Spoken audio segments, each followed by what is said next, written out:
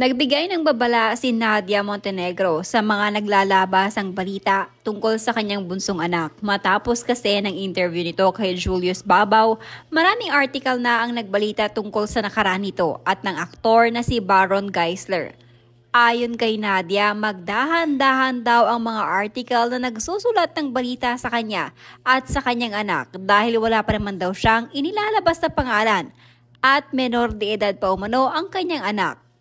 Mag-ingat ang mga nagsusulat tungkol sa anak ko. Wala akong binanggit na pangalan kung sino ang ama at gusto ko ring ipaalala sa lahat, menor de edad ang anak ko. Base ito sa eksklusibong panayam kay Nadia Montenegro na inilabas ng isang article.